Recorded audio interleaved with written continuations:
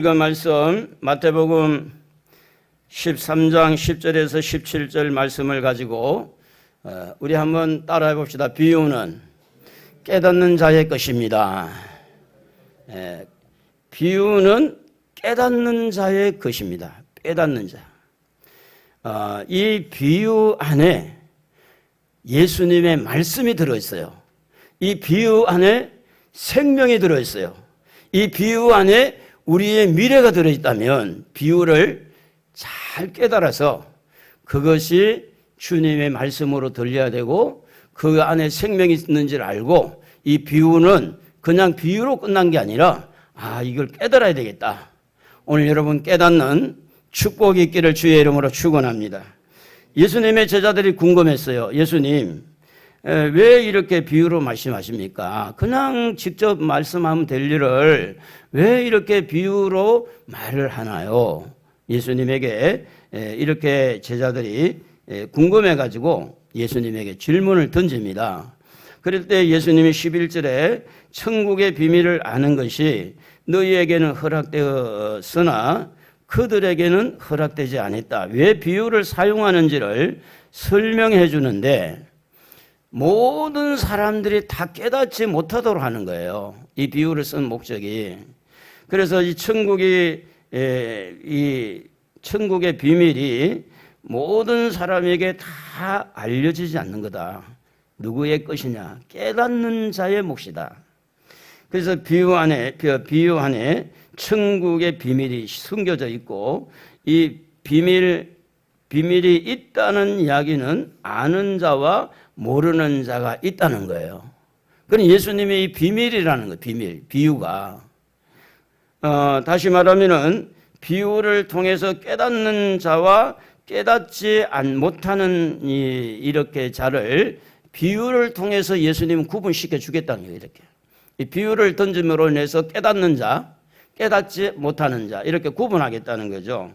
그래서 12절에 보면 무릇 있는 자는 받아 넉넉하게 되되 없는 자는 그 있는 것도 빼앗기리라. 이렇게 말씀하는 것은 누가복음 19장에 보면은 그 이제 왕위를 받기 위해서 이제 떠나는 그 왕자가 내가 왕위를 받고 돌아올 테니 이렇게 열 문화라고 하는 이 동전을 다 10명에다가 하나씩 맡겼어요. 그래서 왕위를 받아가지고 돌아왔어요. 돌아와가지고 이렇게 보고를 받는데 한 문화 가지고 10문화를 남긴 사람이 와서 이렇게 10문화를 남겼습니다. 이렇게 말합니다. 그래서 이 10문화를 남긴 사람이 있는가 하면 한 문화를 가지고 5문화를 남겼습니다. 그래서 마침 달란트 비유처럼 이제 그런 비슷한 내용이 나옵니다. 그런데 이제 마지막 한 문화를 받은 사람이 그 문화를 수건에 싸두었다가 그대로 그냥 가져왔어요. 그러니까 이제 이 왕이 막 뭐라 하는 거예요. 아니 그걸 차라리 은행에 맡기면 이자라도 나올 텐데, 그래서 그것을 빼앗아다가 있는 자에게 주라. 이렇게 이 말씀에 내나 그 연결고리가. 그래서 무릇 있는 자는 넉넉하게 받지만 없는 자는 있는 것도 빼앗긴다. 이렇게 해서 왜 이 문화를 맡겼을 때 남기라는 것을 깨닫지 못한 거예요. 그러니까 깨닫지 못한 사람은 깨닫는 사람 쪽으로 쏠리는 거야. 깨닫는 쪽으로. 그래서 누가복음 19장 24절에 보면 곁에 섰는 자들에게 이르되 그 한 문화를 빼앗아 10문화 있는 자에게 주라 하니 26절에 보면 주인이 이르되 내가 너희에게 말하노니 무릇 있는 자는 받겠고 없는 자는 그 있는 것도 빼앗기리라. 사람은요 계속해서 세상을 살아가야 돼요. 정치, 경제, 사회, 문화 여러 가지와 부딪히면서 그리고 사람들과 관계를 이렇게 맺어가면서 살아야 돼요. 그래서 살아야 되는데 그게 항상 사람은 뭘 가지고 살아야 되느냐? 깨닫는 능력을 가지고 살아야 돼요. 이 사람하고 이렇게 계속해서 일을 하면 어떨 것인가? 내가 계속해서 이렇게 일을 하다가는 어떻게 될 것인가? 내가 지금 가만히 일도 안 하고 빈둥빈둥 놀면 어떻게 될 것인가? 내가 이렇게 게으름에 빠져서 이래 될 것인가? 아니면 내가 지금 몸이 이렇게 너무 학대가 되고 너무 힘든데 이렇게 힘들게 일해서 되겠는가? 우리는 이 세상을 살아갈 때요, 그냥 사는 게 아닙니다. 순간순간마다 깨닫는 능력을 가지고 살게 돼 있어요. 그냥 막연하게 사는 게 아닙니다. 그런데 하나님은 오늘 우리에게 달란트를 주셔서, 문화를 주셔서 그 문화를 잘 넘기면 하늘에서 상이 많아지고 10골을 차지할 수 있고 5골을 차지할 수 있고, 10모나 받은 사람, 남긴 사람은 10골 차지해라. 5모나 사람 5골 차지하고, 1모나 가지고 온 사람 그 빼앗아 가지고 10모나 있는 사람이 주라. 이게 이제 하나님이 하시는 일인데, 그 이유가 뭐냐면 하나님이 주신 시간, 하나님이 주신 재능, 하나님이 주신 능력을 가지고 아무것도 안 하고 인생을 마치는 사람에게는 깨닫는 기능이 없어. 그래, 깨닫는 기능이. 비록 내가 부족해도 하나님 의지하고, 내가 비록 가진 것 없어도 하나님 능력 바라보고 기도하면서, 비록 나는 지식이 부족하고 많은 부분에 나는 다른 사람보다 모자라기 때문에 나는 이렇게 거북이처럼 어떻게 늦어도 꾸준하게 가야 되지 않느냐. 토끼는 반짝 뛰어서 쉴 수도 있지만 나는 그렇게 빠른 그런 힘이 없으니까, 그래서 하나님 의지하고 기도하고 어떻게 하든 기도하면서 몸부림치면서 자기 인생을 남기는 사람이 있는가 하면, 아무것도 안 하고 빈털터리로 갈 수도 있는 거예요. 그래서 천국을 사모하고 천국의 상을 사모하는 사람들은 일단은 무조건 열심히 사는 거예요. 예배도 열심히 드리고요, 기도도 열심히 하고, 전도도 열심히 하고, 뭐 사람들과 만나면 긍정적으로 열심히 사는 거거든요. 천국은요, 눈에 보이지 않습니다. 하나님이 눈에 보이지 않도록 했죠. 그래서 천국을 이렇게 있다는 것을 깨닫고 믿는 사람의 것이죠. 그래서 이 비유를 인하여서 이렇게 천국의 연관성에서 말씀을 할 때, 너희들에게는 천국이 허락됐으나 저들에게는 허락되지 않았다, 이렇게 말씀을 하고 있는 거죠. 성도들은요, 복 중에 가장 큰 복, 천국의 복을 받아야 됩니다. 할렐루야. 물론 이 땅에서도 잘 돼야 돼요. 영혼이 잘 되고 범사가 잘 되고 강건해지는, 이 땅에서도 잘 돼야 되죠. 그러나 이 땅에서 아무리 잘 돼도 천국의 복을 받지 못하면 아무것도 아닙니다. 아무것도 아니에요. 그래서 천국은 베일에 가려난 거야. 여러분, 천국이 눈에 보이잖아요. 지옥이 눈에 보이잖아요.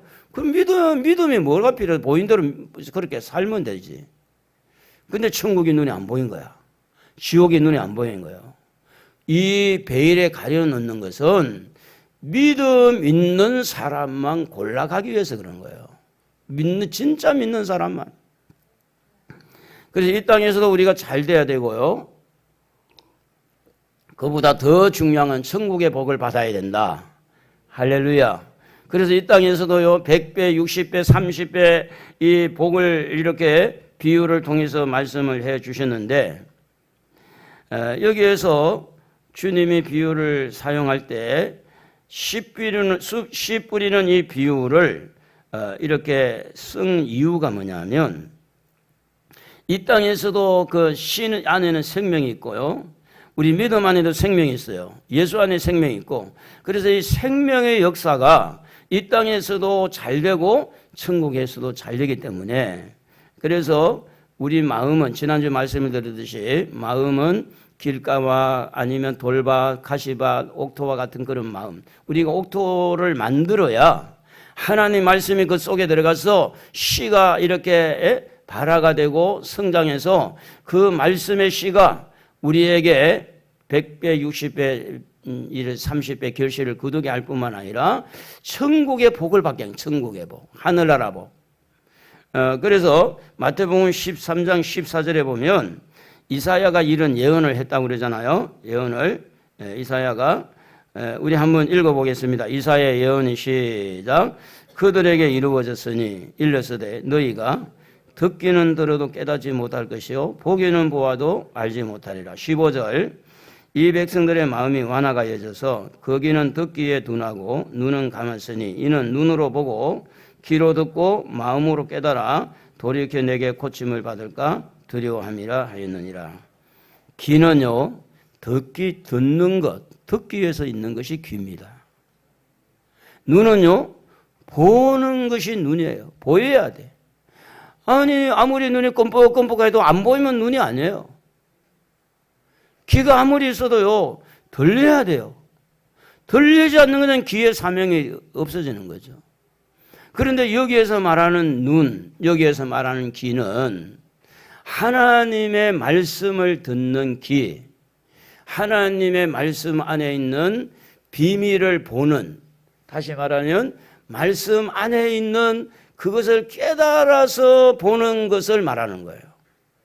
그냥 글을 읽는 거 말고, 그냥 듣는 소리 말고, 그 말씀 속에서 하나님의 음성을 들을 수 있는 귀, 그 말씀 속에서 하나님이 의도하고 있는 뭔가를 이렇게 깨닫는 이런 그렇구나, 그걸 보는 눈이 있어야 된다, 그런 이야기죠. 그런데 이제 이 이스라엘 백성들은 눈도 있고 귀도 있는데 듣지 못하고 보지 못하니까, 그래서 이제 그것을 예수님 당시에도 누구든지 다 듣고 회개하고 누구든지 다 보고 회개하고 다 고침받지 못하도록, 그래서 씨 뿌리는 비유를 쓰신 거예요. 자, 그래서 이 비유의 목적이 뭐냐 하면, 이 비유의 목적은 아무나 깨달으면 안 된다, 이런 목적이 있어요. 꼭 깨달을 자만 깨달아야 된다, 이런 목적이 있는 거예요. 그냥 세상적인 사람은 죽었다 깨나도 깨닫지 못하도록 비유를 쓴 거예요. 그 천국에 속한 사람, 믿음 있는 사람, 성령의 인도를 받는 사람은 깨닫는 은혜가 있는 거예요. 오늘 여러분 말씀을 들으면서 깨닫는 사람이 복을 받습니다. 그것을 우리는 은혜라고 말합니다. 찬송 한 소절 부르면서 은혜가 되고 깨달을 때 그게 바로 은혜가 되죠. 그래서 이 비유의 목적은요, 아무나 깨닫지 못하도록 깨달을 자만 깨달을 수 있도록 비유를 사용했다. 사람은요 깨닫고 사는 것이 사람이거든요.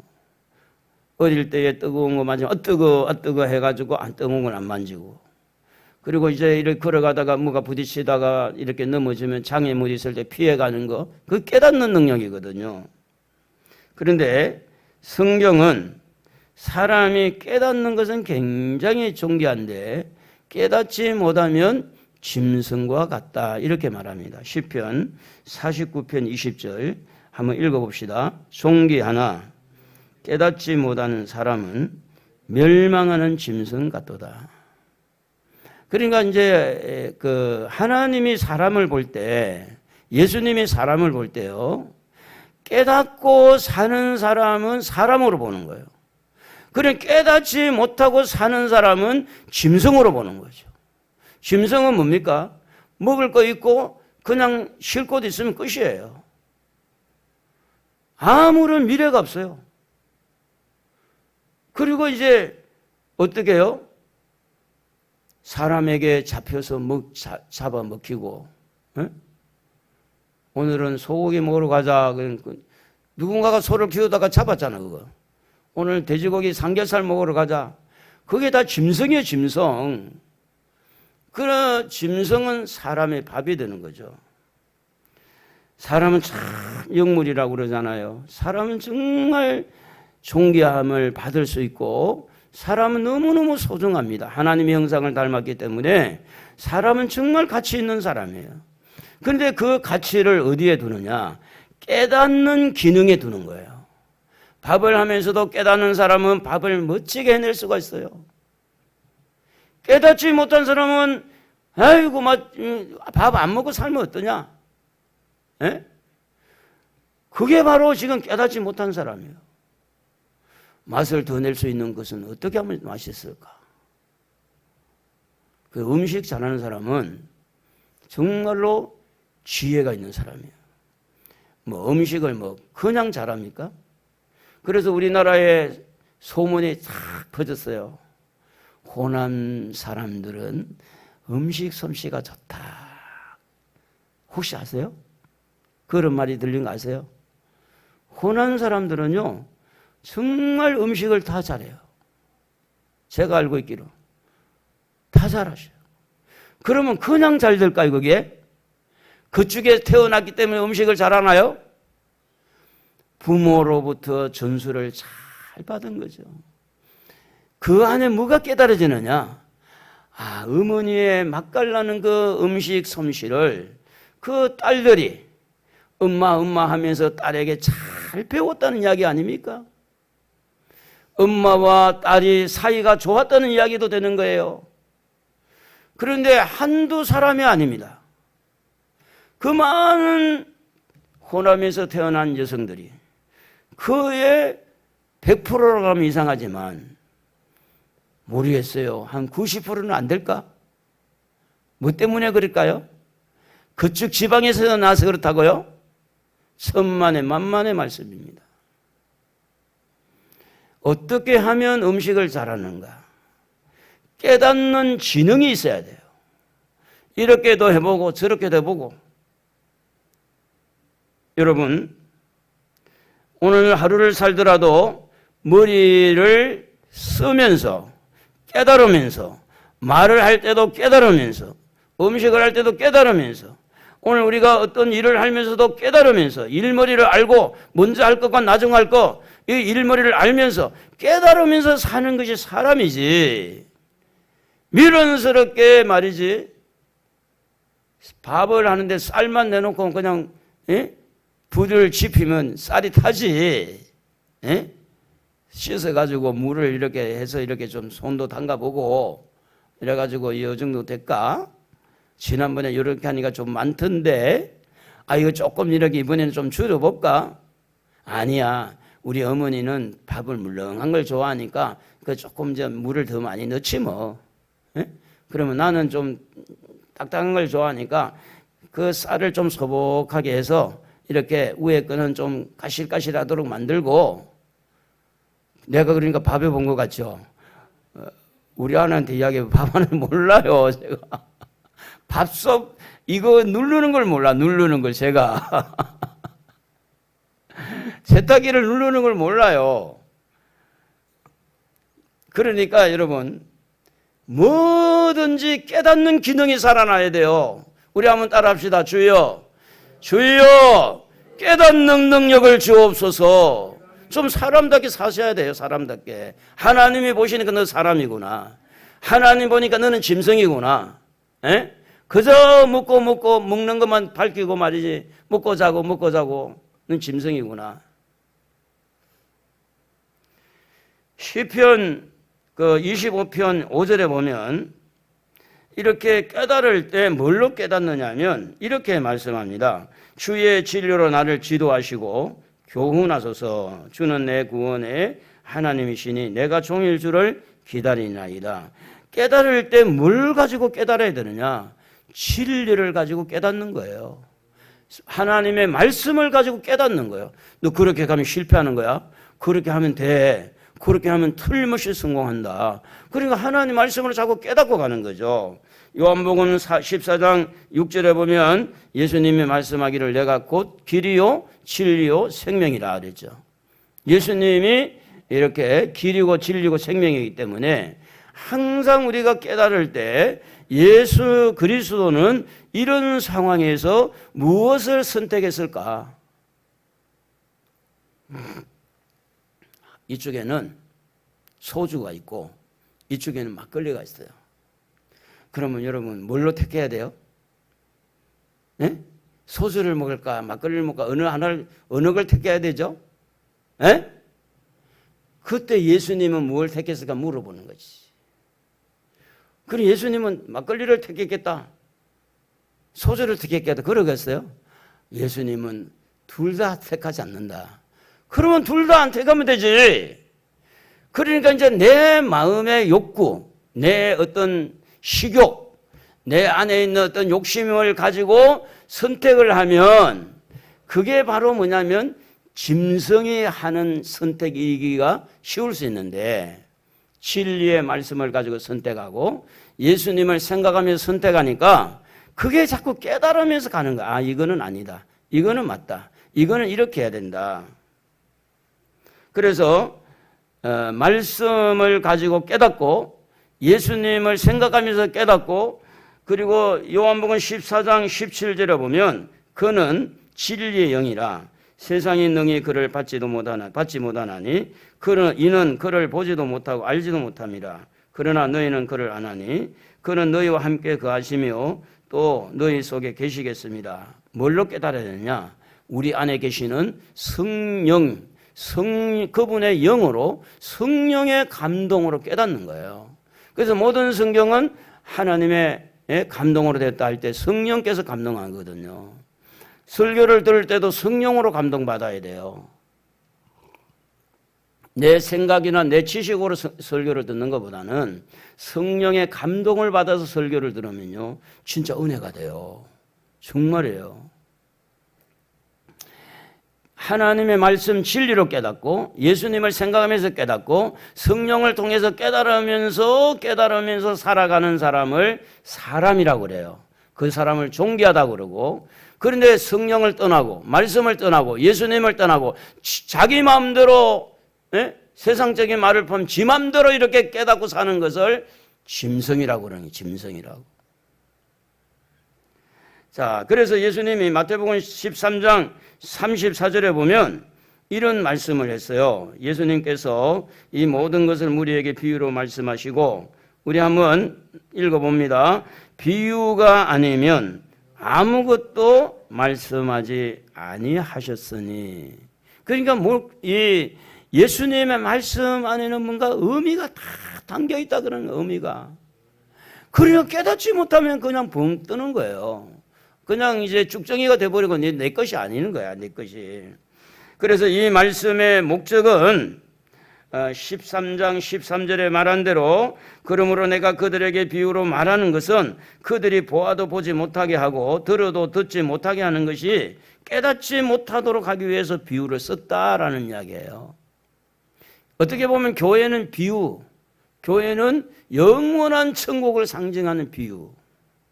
그러니까 이런 것들을 깨닫는 사람은 교회를 안 나올 수가 없는 거야. 코로나가 아무리 왕성해도 천국을 바라보는 사람들은 교회를 안 나올 수가 없어요. 어쩔 도리가 없어, 천국을 바라보는 사람들은. 그래서 볼 사람과 보지 못할 사람은 뭘 통해서 예수님께서 정리를 하느냐 하면 비유를 통해서 들을 사람만 듣고 볼 사람만 보게 하고 보지 못할 사람은 보지 못하도록 하는, 듣지 못하게 하는 그 비유의 목적이 있더라 그 말이에요. 그러므로 비유는 깨닫는 자의 몫이 되는 겁니다. 깨닫느냐 못 깨닫느냐 따라서 내 것이 되느냐 안 되느냐, 이게 숙제인 거예요. 들어도 깨닫는 자가 있는가 하면 들어도 깨닫지 못하는 자가 사실은 있습니다. 저는 이제 말을 잔소리처럼 많이 하는 그런 습관이 아닙니다. 제가 저 자신을 볼 때. 근데 제가 뭘 한마디 할 때는 굉장히 심사숙고하고 중요한 때 말을 해요. 근데 듣는 사람에게는 크게 중요하지 않지만 저한테는 뭘 한마디 하면 그게 굉장히 중요한 이야기예요. 굉장히 생각하고 또 생각하고 생각해서 나온 말이죠. 그냥 뭐 똑같은 말을 계속했다 그런 이야기가 아니고 자기 자신을 들여다보는데도 깨닫는 게 있어야 돼요. 나는 왜 이렇게 말이 많은가? 나는 왜 이렇게 말이 없는가? 나는 왜 이렇게 이런 문제 저런 문제가 있는가? 제가 이제 가는기가 어두워가지고 이렇게 조용하게 말할 때나 또 어떤 톤의 그 부분은 소리를 명확하게 알아듣지를 못하다 보니까 대략 눈치로 듣는 경우들이 있어요. 근데 이제 제가 이 문제를 놓고 깨달았어요. 뭘 깨달았냐면 나이가 들었으니까 조금 다 듣지 말고 그냥 편하게 살기 위해서 그냥 이렇게 조금은 못 듣게 하나 보다. 시어머니가 너무 기가 밝아도 며느리가 살기가 불편할 거 아니라. 그죠? 그렇다고 해서 일부러 기 어둡게는 하지 마시고, 예? 어떤 부분에 와서 우리가 기도하는 가운데 하나님 뭔가를 깨닫게 할 때 그 깨닫는 것이 우리에게 유익되도록, 다시 말하면 하나님을 더 의지하고 믿음의 삶이 풍성하도록 깨닫는 것이 중요하다. 사도행전 5장에 보면 베드로가 삽비라 아나니아 이 삽비라 두 부부를 대면을 하게 됩니다. 그래서 삽비라야, 예, 그 땅 판 거 이거 다냐? 예, 이거 답니다. 그랬어요. 그런데 이 삽비라는 깨닫지를 못한 거예요. 뭘 깨닫지 못했느냐? 이 베드로가 사람 베드로만 본 거야. 베드로와 함께 하신 성령님이 베드로 안에 계신 것을 깨닫지를 못한 거예요.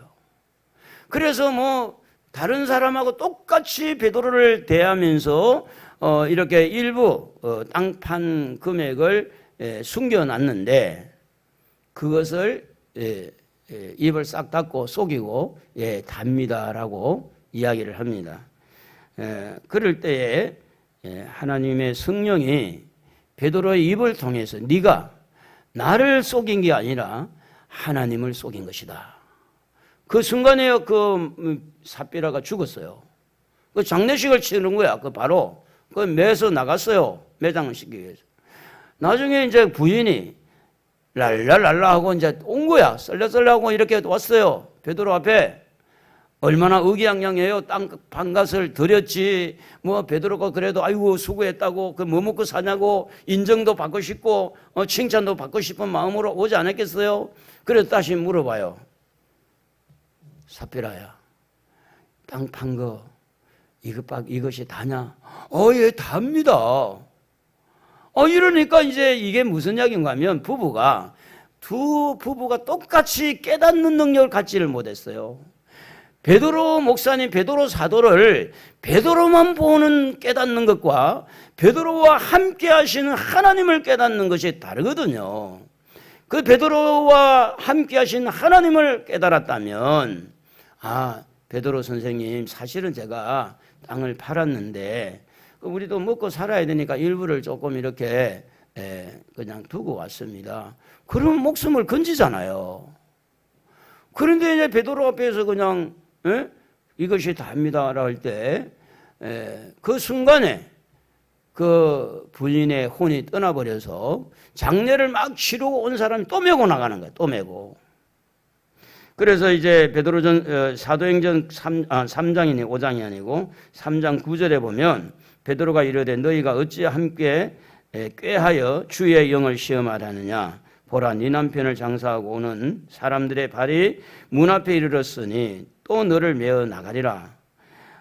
곧 그가 베드로의 발 앞에 엎드려 혼이 떠났는지라. 젊은 사람들이 들어와 죽은 것을 보고 메다가 그의 남편 곁에 장사하니. 세상에 하루에 부부가 같이 죽은 거예요. 하나님과 동행하는 하나님의 사람을 잘 깨닫지를 못한 거예요. 사람인 베드로만 안 거지. 땅을 가지고 있을 때도 자기 것이잖아요. 땅을 팔고 나서도 자기 맘도 할 수 있잖아요. 그 깨닫지 못한 거예요.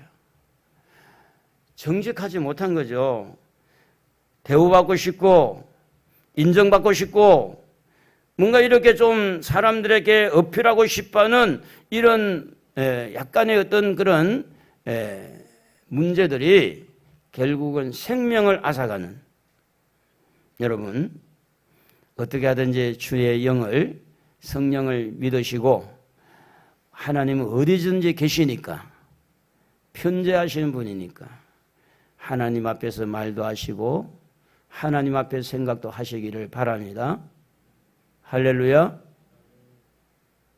짜증내는 사람들, 짜증을 내어서 무엇하나. 왜 짜증을 내는 줄 아세요? 힘들어서 내는 거예요. 뭐 상처, 내 마음대로 안 되니까. 그 짜증을 내면서 깨닫는 게 있어야 돼요. 내가 이렇게 수십 년 동안 예수를 믿었는데, 아니 도대체가 짜증 하나도 못 이기네? 짜증 하나도 내가 못 이기니 주여 나를 용서해 주세요. 짜증내는 그 현장에서 하나님을 불러야 돼요. 도와주세요. 도와주세요. 짜증낼 때도 도와주세요. 깨닫는 은혜를 달라고 기도해야 된단 말이에요. 짜증낼 때. 짜증낼 때 하나님 생각합니까? 원망할 때 하나님 생각하나요? 짜증내는 순간에 하나님이 생각나고, 원망할 때 하나님이 생각난다면, 말씀이 생각나고 예수님이 생각난다면 나오다가도 들어갈 거야. 나오다가도 짜증을 내다가도 쑥 들어가는 게 돼 있어요. 하나님을 무시한 거죠. 말씀을 무시한 거죠. 아이고 목사님은 짜증 안 내나? 저도 낼 수 있죠. 그러나 우리 모두는 연약합니다. 짜증 낼 수 있고요, 원망할 수 있어요. 그렇기 때문에 우리는 뭘 가져야 돼요? 깨닫는 기능이 살아있어야 돼요. 깨닫는 능력. 하나님과 동행하는 베드로를 깨닫지 못한 이유가 뭐냐? 여전히 아나니아와 삽비라 부부는 사람 베드로만 본 거죠. 사람 베드로. 그래서 예수님께서 이 부분에 대해서 분명히 언급을 하기를 마태복음 13장 16절에 보면 그러나 너희 눈은 봄으로 너희 귀는 들음으로 복이 있도다. 오늘 여러분 모두가 귀가 복을 받으시고 눈이 복을 받으시기를 주의 이름으로 축복합니다. 예수님 당시 그들의 복은 예수님을 볼 수 있었죠. 또 예수님의 말씀을 들을 수 있었죠. 그런데 선지자들은 예수님이 와서 이 말씀을 하고 예수님을 직접 보고 싶은 마음들이 너무나 간절했어요. 그런데 그들은 보지 못했지만 예수님 당시 제자들은 예수님 손도 잡아보고 밥도 같이 먹고 때로는 잠도 같이 자고 얼마나 복이 있어요. 성경은 이 성경 속에 기록되어진 말씀 외에도 얼마든지 예수님이 행한 일, 업적에 대해서 우리가 기억을 할 수 있는데 요한복음 21장 25절 한번 읽어봅니다. 예수께서 행하신 일이 이 외에도 많으니 만일 낱낱이 기록된다면 이 세상이라도 이 기록된 책을 두기에 부족할 줄 아노라. 예수님이 하신 업적, 행동이 그런 삶의 흔적들이 온 세상에 다 기록해도 모자라다 이런 이야기를 하는 거예요. 지난 14일 오전 7시경 조영기 목사님이 하나님의 부름을 받으시고 어제 18일이죠. 어제 천국 한송 예배를 한국 교회장으로 이렇게 치러졌죠. 정말 세계적이고 한국이 낳은 조영기 목사님 같은 분이 세상에 뭐 어디 있습니까? 그런데 이분이 지구를 120회를 돌 정도로 선교 사역에 몰입을 했는데 자식들이 하는 이야기는 뭐냐면 조영기 목사님은 알고 있는데 아버지 목사님은 잘 모른다 그렇게 이야기하더라고요. 그러니까 이제 조영기 목사님이 아버지로 산 것이 아니고 목사님으로 사신 거예요. 선교사 조영기, 목사님 조영기.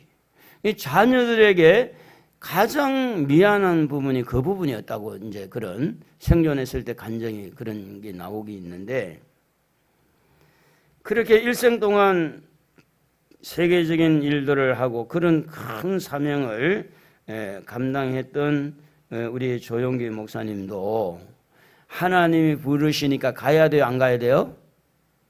가야 되잖아요. 하나님이 하시는데 누가 그 길을 막아요? 가야 되잖아요. 우리 뭘 깨닫습니까? 우리도 언젠가는 그 목사님이 가신 그 길, 우리도 가야 되는 게 깨달아지잖아요.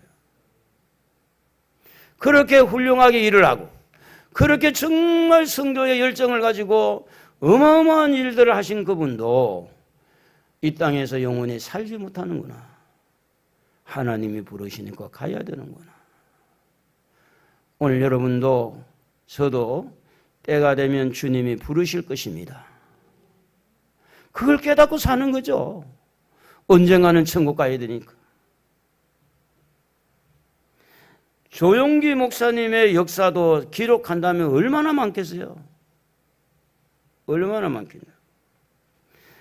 예수님께서 이 책에 기록한 것은 우리의 구원을 위해서 꼭 필요한 말씀만 기록하신 줄로 믿습니다.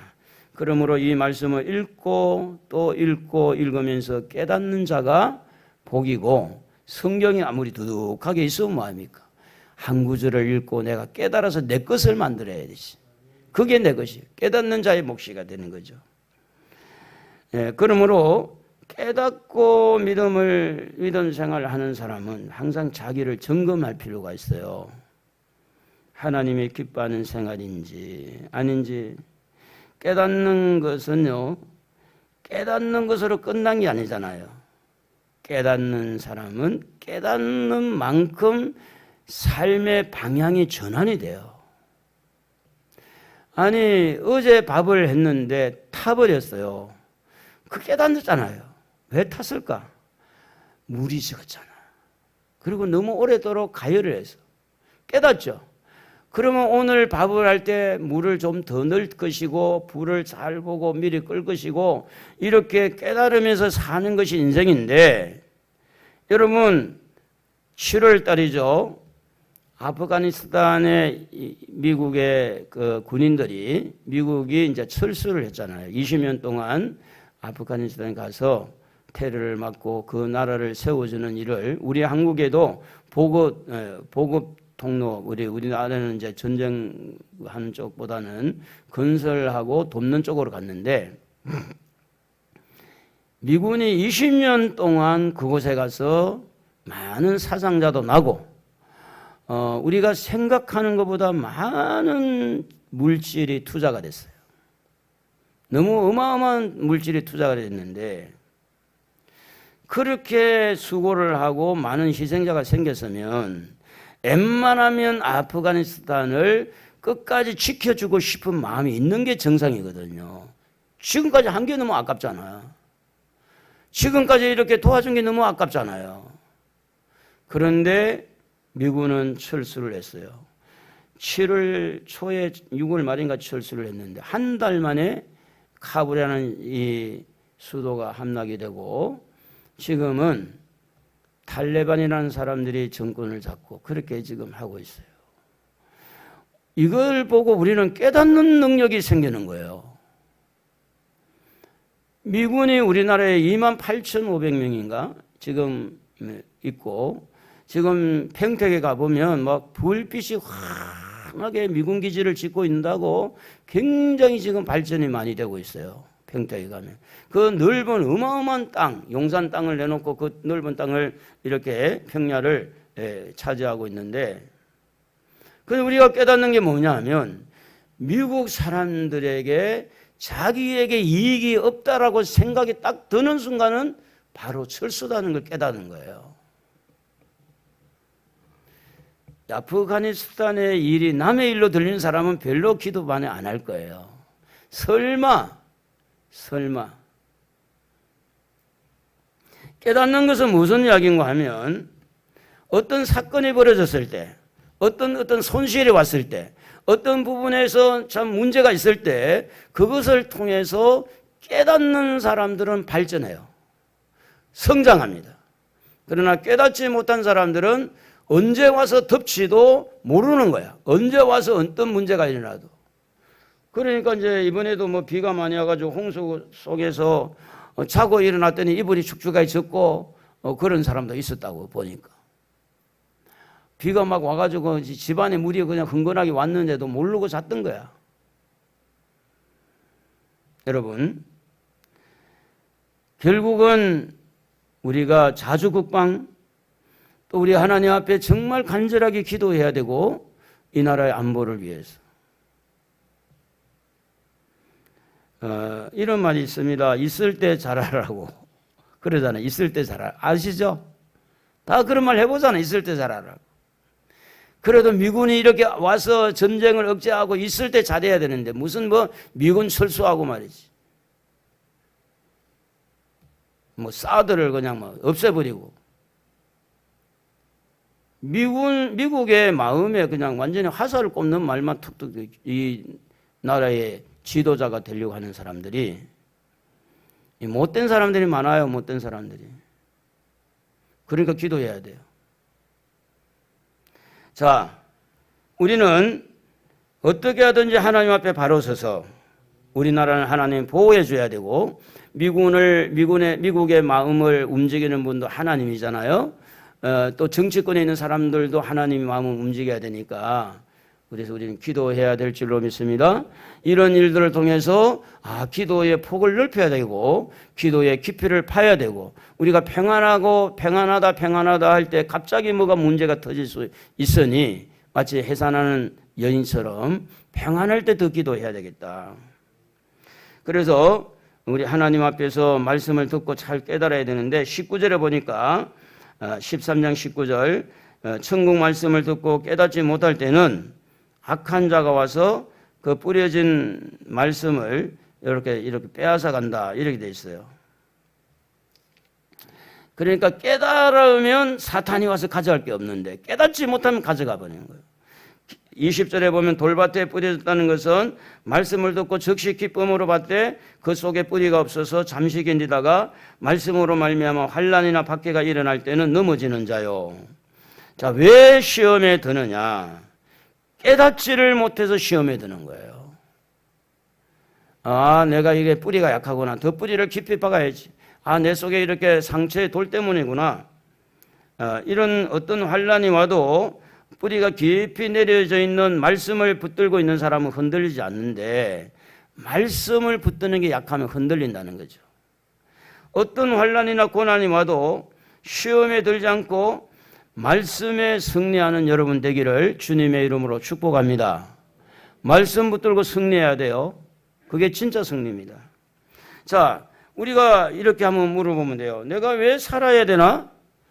그러면 여러분은 말씀 때문입니다. 이러면 좋아요. 여러분 왜 살아야 됩니까? 왜 일해야 됩니까? 왜 감사해야 됩니까? 왜 힘들어도 살아야 합니까? 왜 속상해도 참아야 합니까? 왜 기뻐해야 됩니까? 말씀 때문입니다. 말씀이 환난을 이기게 합니다. 말씀이 우리의 미래를 열어주는 거예요. 앞으로 다가올 어떤 환난이 오고 어떤 핍박이 와도 말씀에 딱 붙들려서 말씀을 가지고 깨닫는 사람들은 거기에서 얼마든지 이겨가는데 말씀이 없는 사람은 결국은 넘어질 수밖에 없습니다. 그래서 가시떨기에 뿌려졌다는 것은 말씀을 들으나 세상의 염려와 재물에 유혹의 말씀이 막혀서 결실하지 못하다 그랬는데 염려, 걱정 다 주님에게 맡기고 여러분 맡기는 건 믿음입니다. 맡기고 우리가 은행보다 못 믿어서 되겠습니까? 하나님을. 은행도 망한 때가 있대요. 그런데 은행보다 못 믿어도 되겠어요? 은행보다? 23절에 보면 좋은 땅에 뿌려졌다는 것은 말씀을 듣고 깨닫는 자니 결실하여 어떤 것은 100배, 어떤 것은 60배, 어떤 것은 30배가 되느니라 하시더라. 여러분 이삭은요 그의 농사를 지을 때 창세기 26장 12절에 보면 100배나 얻었고라는 말이 나오고 열왕기상 3장 11절에 보면 솔로몬이 하나님 앞에 기도를 참 깨닫고 지혜롭게 했는데 하나님이 하시는 말씀이 그에게 이르시되 네가 이것을 구하도다. 자기를 위하여 장수도 구하지 아니하고 장수하기를 구하지 아니하고 부도 구하지 아니하고 자기의 원수의 생명을 멸하는 기도 구하지 아니하고 오직 송사를 듣고 분별하는 지혜를 구하였으니 여러분 이 말은 무슨 이야기인가 하면 깨닫는 것을 기도했다는 거예요. 깨닫는 우리 아버지를 보니까 정말 내가 이게 재판을 잘해야 되겠구나. 정치를 하면서 나라를 다스리면서 이게 억울한 사람들 안 생기게 해야 되겠다. 그래서 그 깨닫는 것 가지고 하나님 저에게는 지혜를 주십시오. 그랬더니요 부도 주고 수도 주고 기도 주고 다 주는 거야. 여러분 이사야 38장 1절에 보면 히스기야가 병들어 죽게 되었다는 이야기 알잖아요. 이런 이야기를 들어 깨닫는 거예요. 우리 한번 1절 2절 한번 읽어보겠습니다. 1절 2절. 그때에 히스기야가 병들어 죽게 되니 아모스의 아들 선지자 이사야가 나아가 그에게 이르되 여호와께서 이같이 말씀하시기를 너는 네 집에 유언하라 네가 죽고 살지 못하리라 하셨나니이다 하니 히스기야 얼굴을 벽으로 향하고 여호와께 기도하여. 여러분 이거는 굉장히 중요한 겁니다. 하나님이 사형언도를 내렸어요. 아멘 하고 받아들여야 되는데 아니요 하고 지금 손든 사람이 히스기야입니다. 선지자를 통해서 히스기야에게 와서 전달이 왔어요. 하나님 말씀에 너는 이제 유언해라. 자식들에게 유언하고 정리정돈 다 하고 유서를 쓰고 그리고 이제 죽을 준비해야 된다. 하나님이 너는 병들어 죽게 된다더라. 여러분 이것을 뚫고 나오는 깨달은 것은요 어마어마한 거예요. 뭐냐면 이 히스기야는 하나님이 죽는다고 해도 살고 싶다는 것을 깨달았어요. 그리고 하나님은 이렇게 죽는다고 했지만 하나님은 내 마음을 떠볼 수 있고 그래도 살고 싶으냐 묻는 것으로 들을 수도 있잖아요. 너 이렇게 죽게 됐으니 그래 살고 싶어? 그러면서 이 히스기야가 뭘 깨달았냐? 진짜 기도해야 되겠다. 그게 뭐냐면 얼굴을 벽으로 향하고 여호와께 기도했다. 그 말은 모든 것을 다 끊어버린 거예요. 다 끊어버리고 하나님만 붙들고 이제 씨름하겠다는 거죠. 3절에부터 한번 읽어봐요. 그랬더니 어떻게 됐는가? 3절 이르되 여호와여 구하노니 내가 주 앞에서 신실과 전심으로 행하여 주의 목전에서 선하게 행한 것을 기억하옵소서 하고 히스기야가 심히 통곡하니 이에 여호와의 말씀이 이사야에게 임하여 이르시되 너는 가서 히스기야에게 이르기를 네 조상 다윗의 하나님 여호와께서 이같이 말씀하시기를 내가 네 기도를 들었고 내 눈물을 보았노라. 여러분 여기서 중요한 게 있어요. 하나님은 사형 언도를 내렸지만 실제 하나님은 히스기야의 기도를 듣고 싶은 거예요. 하나님은 너는 이제 죽을 거야 라고 선포했지만 하나님은 히스기야가 정말 눈물을 흘리면서 하나님 살려달라고 하는 그 간절함을 기다렸던 거예요. 그래서 계속 읽어보면 이렇게 말합니다. 내가 네 수완을 15년을 더하고 너와 이 성을 아수르 왕의 손에서 건져내겠고 내가 또 이 성을 보호하리라. 여러분 보세요. 좀 전에 우리 찬양단에서 찬양을 했습니다마는 역전이라는 단어가 나와요. 역전. 완전히 전화위복이 된 거죠. 히스기야는 하나님의 말씀이고 하나님의 명령이고 하나님께서 너는 끝났다라고 했는데도 불구하고 뭘 깨달았느냐? 기도하면 살 수 있다. 기도하자. 통곡을 하고 기도해. 하나님 살려주십시오. 그래 15년 더 살았잖아요. 이것은 뭘 우리에게 깨닫게 합니까? 어떤 죽을 병에 걸린 사람도 히스기야와 같이 하나님 앞에 정말 벽을 향해서 기도하고 정말 눈물로 통곡하고 기도하면 얼마든지 하나님은 그 기도를 들으시고 눈물을 보고 15년을 연장시켜 줄 수 있다. 이걸 우리에게 깨닫게 하는 거죠. 사랑하는 성도 여러분, 비유는요 깨닫는 자의 몫입니다. 세상의 모든 이치를 깨달으며 살아야 돼요. 그냥 이렇게 둥글둥글 사는 게 아니라 오늘 하나님의 자녀들은요 진리를 가지고 있어요. 성령님을 모시고 있어요. 예수님을 주인으로 모시고 있는 사람들입니다. 세상 사람들하고 다릅니다. 우리는 깨달으면서 또 깨달으면서 성성장구하시다. 깨달으면서 또 깨달으면서 여러분에게 하나님의 은혜가 충만하기를 주의 이름으로 축원합니다. 100배의 결실, 60배의 결실, 30배의 결실이 여러분의 삶에 일어나기를 우리 주님의 이름으로